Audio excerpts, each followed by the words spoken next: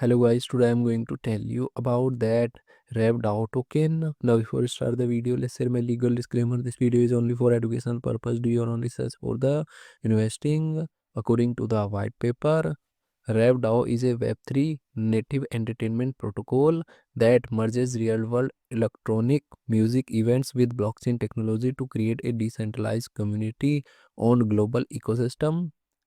Purpose and community. Its movement to onboard millions of electronic dance music lovers to crypto, blending high production events with social impact.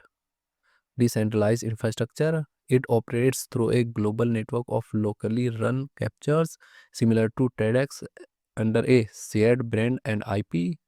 Token utility.